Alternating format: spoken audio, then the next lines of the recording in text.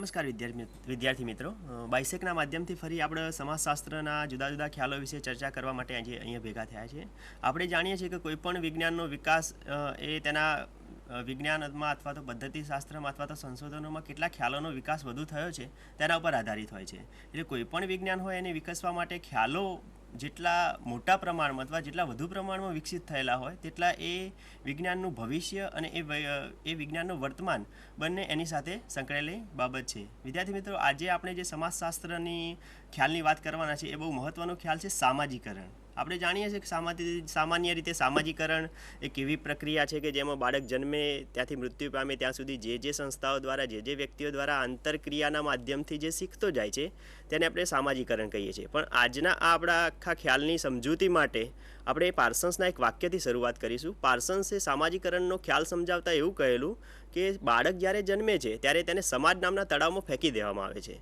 આ દરમિયાન જુદા જુદી સંસ્થાઓ દ્વારા, જુદા જુદા માધ્યમો દ્વારા, સામાજિકરણની જુદી જુદી એજન્સીઓ દ્વારા વ્યક્તિ કંઈક ના કંઈક અવનવું પોતાના જીવનમાં શીખતો રહે છે. એટલે સામાજિકરણનો આખો ખ્યાલ જો આપણે જોઈએ તો એને પૂર્ણ વિસ્તારથી એનો અર્થ, એનું મહત્ત્વ, એના ઉદ્દેશો, વર્તમાન સમયમાં સામાજિકરણની શું પરિસ્થિતિ છે, મીડિયા, આ બધી જ પાસાઓને આવરી લઈને આજની આપણા ચર્ચાનો વિષય બનાવીશું. તો સૌપ્રથમ મારી સાથે છે જેસી પટેલ સાહેબ, જે ગુજરાત યુનિવર્સિટીમાં કાર્યરત છે, અને તેમની સાથે આપણે સામાજિકરણના ખ્યાલ વિશે વિસ્તૃત માહિતી મેળવીશું. તો સૌપ્રથમ તો વિદ્યાર્થી મિત્રો આપણે એ જાણીએ કે ખરેખર સામાજિકરણ શું છે, એનો અર્થ શું છે અને સમાજશાસ્ત્રીય પરિપ્રેક્ષ્યમાં એને કઈ રીતે જોઈ શકાય. નમસ્કાર વિદ્યાર્થી મિત્રો. આજે તમારી સાથે હું સમાજશાસ્ત્રના જે જુદા જુદા ખ્યાલો છે એ પૈકી જે સામાજિકરણનો જે ખ્યાલ છે એ સામાજિકરણના ખ્યાલની વાત કરીશ. એ સામાજિકરણ પ્રક્રિયા શું છે કે આપણે જાણીએ છીએ કે માનવ બાળ જન્મે છે ત્યારે એ ખાસ કરીને એનામાં કોઈ એવી એબિલિટી કે ક્ષમતા હોતી નથી, પણ સામાજિકરણની જે પ્રક્રિયા દ્વારા કે જે સામાન્ય રીતે એને કે જે કેટલીક બાબતોનું સિંચન આ પ્રોસેસ દ્વારા, આ પ્રક્રિયા દ્વારા કરવામાં આવે છે. એટલે સામાજિકરણની પ્રક્રિયા એક એવી પ્રક્રિયા છે કે જેમાં જે નવજાત જે બાળક છે એને સામાજિક વ્યક્તિ બનાવતી એક પ્રક્રિયા છે, જેને આપણે સામાજિકરણની પ્રક્રિયા તરીકે ઓળખાવીએ છીએ. આ સામાજિકરણની પ્રક્રિયા દરમિયાન કે સામાન્ય રીતે માનવ જે બાળ જે છે એ માનવ બાળમાં સ્વનો વિકાસ કરવામાં આવે છે. તમે જાણો છો કે ભાઈ સ્વ એટલે શું છે કે પોતાની જાત વિશેની સભાનતા. પોતાની જાત વિશેની સભાનતા એ માત્ર પોતા વિશે જ નહીં, પરંતુ સાથે સાથે સમાજની જે અન્ય જે વ્યક્તિઓ છે એની સાથેની સભાનતા, સમાજની જે કંઈ જે બાબતો જે છે જેમાં આપણે કહીએ કે ભાઈ મૂલ્યો છે, ધોરણો છે, એ બાબત વિશેની સભાનતા. એટલે માનવ બાળમાં કે જે સામાન્ય રીતે સ્વ વિશેનો વિકાસ કરવામાં આવે છે. ત્યારબાદ જે માનવ બાળ જે છે એ માનવ બાળને કે જે સામાજિક વ્યવહારો શીખવવામાં આવે છે. એટલે સામાજિકરણની જે પ્રક્રિયા જે છે એ સામાજિકરણની પ્રક્રિયામાં કે ભાઈ જે માનવ બાળને સામાજિક વ્યક્તિ બનાવવામાં આવે છે, એનો સ્વનો વિકાસ કરવામાં આવે છે. ત્યારબાદ કે જે સામાજિક વ્યવહારો જે છે એ સામાજિક વ્યવહારો એને શીખવવામાં આવે છે. એટલે સામાજિકરણની જે પ્રક્રિયા છે એ સામાજિકરણની પ્રક્રિયા એટલે આપ સામાન્ય રીતે આ સમજી શકશો કે ભાઈ સ્વનો વિકાસ, ત્યારબાદ વ્યક્તિત્વનો વિકાસ, ત્યારબાદ માનવ વ્યવહારો જે છે, સમાજમાં જે કંઈ સામાજિક વ્યવહારો જે છે એ સામાજિક વ્યવહારોનું એનામાં આંતરીકરણ કરવામાં આવે છે. જે અન્ય જે પ્રાણીઓ છે એ અન્ય પ્રાણીઓ કે સામાન્ય રીતે જે કંઈ વારસો લઈને જન્મે છે અને એના આધારે એને કંઈ પણ શીખવવામાં ના આવે તો પણ એનામાં એ ગુણો ઉતરે છે. માનવ બાળ એવું જે પ્રાણી છે કે જેમાં જો સામાન્ય રીતે એનામાં કેટલીક બાબતોનું સિંચન કરવામાં ન આવે તો આવા ગુણો એનામાં વિકસી શકતા નથી. એટલે આ રીતે જોતાં માનવ બાળ અન્ય સામાજિક પ્રાણીઓ કરતાં અલગ છે. મિત્રો, આજે આપણે સામાજિકરણની જે પ્રક્રિયા છે એ સામાજિકરણની પ્રક્રિયા વિશે ભિન્ન ભિન્ન વિગતોની ચર્ચા કરીશું. જે જુદી જુદી બાબતોની જે છે એ ક્રમશઃ ચર્ચા કરીશું કે જેથી તમને એટલીસ્ટ કે જે આ જે સામાજિકરણની પ્રક્રિયા એ શું છે, કારણ કે એટલીસ્ટ આપણે એમ જાણીએ કે ભાઈ જે સમાજમાં કે વ્યક્તિ જે વ્યવહારો કરે છે એ વ્યવહારોને આપણે સમજી શકીએ. તમને લાગતું હશે કે અમારી સાથે આ વ્યક્તિએ આવો વ્યવહાર કર્યો, અમારી સાથે આ વ્યક્તિએ આવી જે ભાષાનો પ્રયોગ કર્યો, કે અમારી સાથે જે આવું વર્તન કર્યું, જે કંઈ આપણે સમજવાની, તો આ જે સામાજિકરણની જે પ્રક્રિયા છે, એ સામાજિકરણની પ્રક્રિયા દ્વારા કે આપણે માનવ વ્યવહારોને સમજી શકીએ છીએ કે જે તે વ્યક્તિનું જે વર્તન જે છે, જે તે વ્યક્તિનું વર્તન આવું કેમ છે.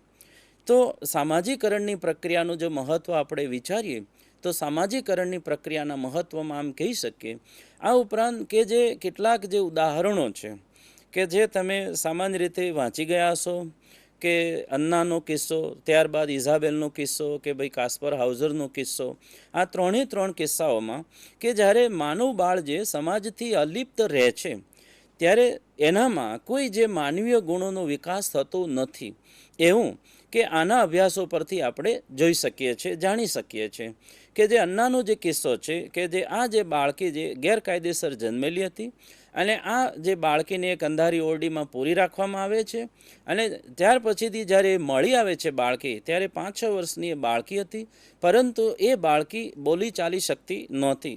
ત્યાર પછી કે જે માનવ વ્યવહારોને સમજી શકતી નહોતી, એનામાં બુદ્ધિમત્તાનું પ્રમાણ જે હતું એ નહોતું, અને ત્યારબાદ જે ભાષા જે છે એ ભાષા પણ સમજી શકતી નહોતી. એટલે જો સમાજીકરણની પ્રક્રિયા જો માનવ બાળ એની સાથે જો જે સંકળાય નહીં, અથવા માનવ બાળને આ જે સામાજિકરણની પ્રક્રિયા દ્વારા જે તે બાબતો શીખવાય નહીં, તો એ બાળક કંઈ પણ વિગતો સમાજની સમજી શકતું નથી. ત્યારબાદ બીજો જે ઇઝાબેલનો જે કિસ્સો છે, એ કિસ્સામાં કે જ્યારે આ પણ બાળકી જે ગેરકાયદેસર જન્મેલી બાળકી હતી, જ્યારે 6 વર્ષની ઉંમરે મળી આવે છે, મળી આવ્યા બાદ કે એને જ્યારે કે જે એનું સમાજીકરણ થાય છે અને એ સમાજીકરણને અંતે કે એ થોડા શબ્દો બોલી શકે છે અને જ્યારે જે કંઈ બોલાય એ સમજી શકે છે, એ ચાલી શકે છે, કેવી રીતે બોલવું, કેવી રીતે જે સામાન્ય રીતે વસ્ત્રો પહેરવા, કેવી રીતે બીજા સાથે વ્યવહાર કરવો, એ કેટલીક બાબતો એ સમજી શકે છે. એટલે મિત્રો આપણે એમ કહી શકીએ કે જો સામાન્ય રીતે બાળકને બીજાથી અલિપ્ત રાખવામાં આવે તો આવી જે વિગતો જે છે એ આવી વિગતો શીખી શકતા નથી, સમજી શકતા નથી. એટલે સમાજીકરણની જે પ્રક્રિયા જે છે એ સમાજીકરણની પ્રક્રિયા માનવ બાળ માટે ખૂબ જ અગત્યની પ્રક્રિયા છે. આ પ્રક્રિયા વગર કે જે સમાજની જે સંસ્કૃતિ છે, સમાજના જે ધોરણો છે, સમાજના જે મૂલ્યો છે, આપણી જે ભાષા છે, એ તમામ વ્યવહારો છે, એ તમામ જે માનવ વ્યવહારોને બાળક સમજી શકતું નથી. એ દેખી શકાય, એ સમજી શકાય એવી વાત છે.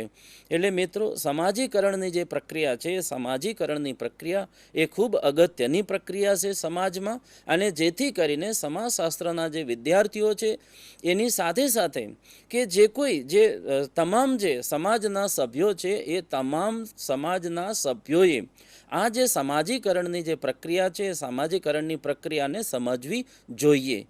તો આ એનું ઇમ્પોર્ટન્સ છે, મહત્ત્વ છે.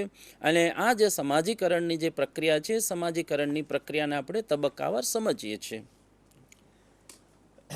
વિદ્યાર્થી મિત્રો, સામાજિકરણના અર્થને આપણે વિસ્તૃત રીતે સમજ્યો. જો એના સારાંશમાં હું એવું કહું કે વ્યક્તિ જ્યારે જન્મે છે, બાળક જ્યારે જન્મ લે છે ત્યારે એક જૈવિક પ્રાણી હોય છે, પણ ધીમે ધીમે જ્યારે સમાજની જુદી જુદી એજન્સીઓના જુદા જુદા એકમોના સંપર્કમાં આવે છે, તે દરમિયાન આંતરક્રિયાના માધ્યમથી ઘણી બધી વસ્તુઓ ગ્રહણ કરતા થાય છે. આ ગ્રહણ કરવાની જે પ્રક્રિયા છે એ જન્મથી લઈને મૃત્યુ સુધી નિરંતર ચાલતી પ્રક્રિયા છે. આ દરમિયાન વ્યક્તિ પોતાના જીવનમાં ઘણું બધું શીખતો જાય છે. આ શીખવાની પ્રક્રિયા એ સામાજિકરણ છે. પણ સામાજિકરણમાં મહત્ત્વની વસ્તુ જો સમાજશાસ્ત્રના સંદર્ભમાં જઈએ તો જોન્સન નામના સમાજશાસ્ત્રીએ એવી રજૂઆત કરેલી કે વ્યક્તિને સમાજને યોગ્ય અથવા સમાજને ઉપયોગી ભૂમિકા ભજવતા શીખવવો એટલે સામાજિકરણ. એટલે સામાજિકરણમાં વ્યક્તિ એવી પ્રકારની ભૂમિકાઓ ભજવે કે જે સમાજ માટે ઉપયોગી હોય, કુટુંબ માટે ઉપયોગી હોય, દેશ માટે ઉપયોગી હોય, ગામ માટે ઉપયોગી હોય.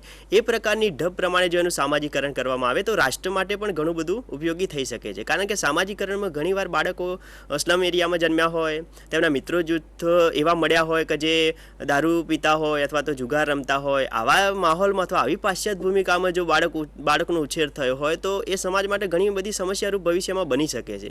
આ સમસ્યા ઊભી ના થાય એટલે સામાજિકરણના ખ્યાલને વ્યવસ્થિત સમજવો જોઈએ, જનસાધારણ સુધી અને પહોંચાડવો જોઈએ. એટલે અહીંયા સમજવાની બાબત એ છે કે વ્યક્તિને સામાજિક સાંસ્કૃતિક આંતરીકરણ એટલે સામાજિક ધોરણો, મૂલ્યો વગેરેનું આંતરીકરણ જે વ્યક્તિમાં થાય છે અને વ્યક્તિને સમાજમાં જીવવા લાયક યોગ્ય બનાવવામાં આવે છે, જેના કારણે સમાજ વ્યવસ્થા પણ જળવાઈ રહે અને વ્યક્તિનું મહત્વ પણ જળવાઈ રહે. આખી પ્રક્રિયાને આપણે સામાજિકરણ તરીકે ઓળખીએ છીએ. વિદ્યાર્થી મિત્રો, સામાજિકરણનો અર્થ તમે વિસ્તારથી સમજી ગયા છો. હવે આપણે પટેલ સાહેબ જોડેથી સામાજિકરણના મહત્વ વિશે તો ચર્ચા કરી, હવે એમના ઉદ્દેશો વિશેની ચર્ચા આપણે કરીએ.